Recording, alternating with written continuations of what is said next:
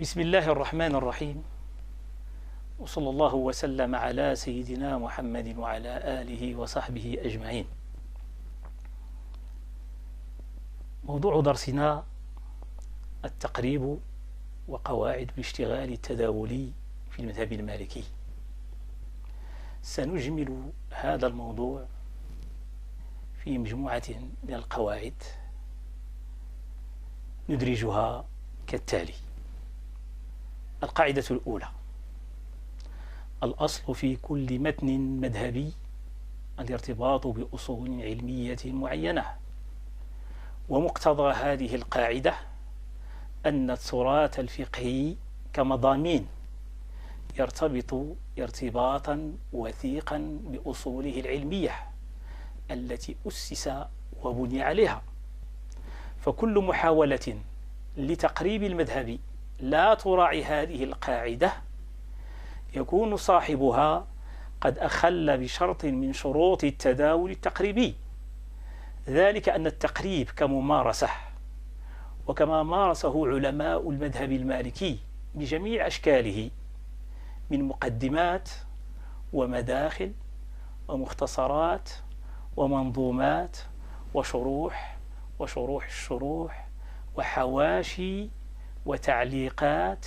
وتقريرات وتنزيلات إلى آخره، لا يخرج عن ضربين. الضرب الأول ونسميه التقريب المطوي، وهو تقريب طويت أدلته واستدلالاته وحججه وشواهده التي استندت إليها أحكامه، واقتصرنا فيه على ذكر الحكم مجردا عن أدلته. والضرب الثاني ونسميه بالتقريب المنشور، وهو تقريب ربط فيه المتن الفقهي بأدلته ونصوصه التي استنبطت منها أحكامه، مع تفاوت بين المؤلفين والمصنفين توسعا وضيقا في بسط هذه الأدلة.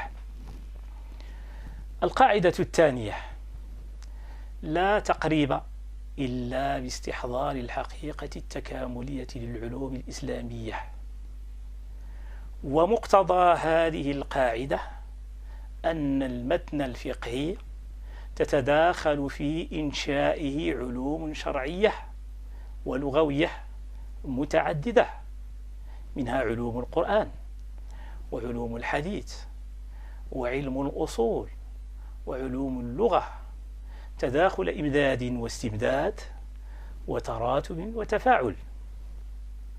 وقد تحصل من أخذ علماء المذهب بهذه القاعدة نتيجتان اثنتان: الأولى إثمار المضامين العلمية، والثانية الإحكام المنهجي، فأصبحت أشكال التقريب تتجاوز مع النقد والبحث والتعقب والاستدراك والمناقشة والاعتراض والرد والتحرير والتصحيح والتضعيف والتنقيح والتهذيب.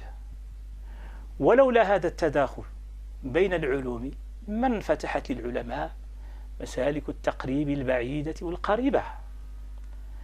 القاعدة الثالثة: الأصل في التقريب الانضباط بجملة قواعد وآليات، ومقتضى هذه القاعدة أن التقريب تحكمه جملة قواعد تداولية، ويتم التوسل فيه بآليات، وتشمل هذه الآليات أنواعا كثيرة، منها الجمع والتقسيم والتعميم والتخصيص والإطلاق والتقييد والإجمال والتفصيل والإظهار والإضمار والتقديم والتأخير وهلم جرا.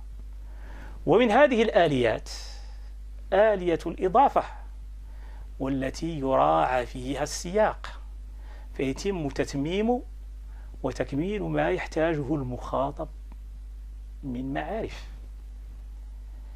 آلية الحذف. وتقوم هذه الآلية بحذف كل ما من شأنه أن يربك المعارف الموجهة للمخاطب. آلية التبادل، وتقضي باستبدال الأمثلة التي لا تناسب المجال التداولي للمخاطب بأمثلة تفيده. آلية القلب، وتفيد في تقديم وتأخير ما يحتاجه المخاطب بحسب مجاله التداولي، كما يلجأ إليها في جمع وترتيب ما تفرق من معارف. والخلاصة أن هذه القاعدة تفيد في تثبيت الكفاية التبليغية والتوجيهية للخطاب.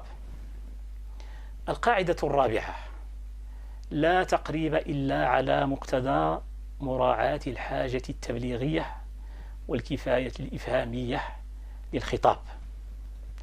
ومقتضى هذه القاعدة أن العبارات التي يصاغ بها الخطاب تكون على قدر حاجة المخاطب، لا تزيد ولا تنقص مما يحقق الكفاية الإفهامية المنشودة.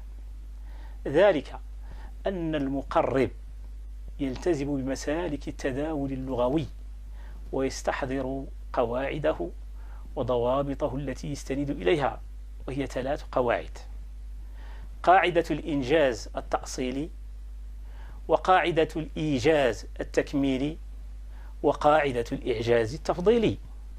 أما الأولى وهي قاعدة الإنجاز التأصيلي فتقضي بالتزام التركيب الصحيح. وأما الثانية وهي قاعدة الإيجاز التكميلي فتقضي بالتزام الاختصار في العبارة. وأما الثالثة وهي قاعدة الإعجاز التفضيلي فتقضي بتوظيف وجوه الكمال في البيان العربي.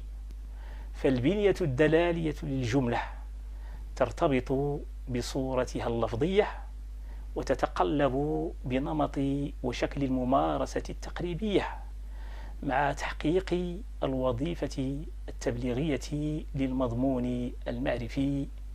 والسلام عليكم ورحمة الله تعالى وبركاته.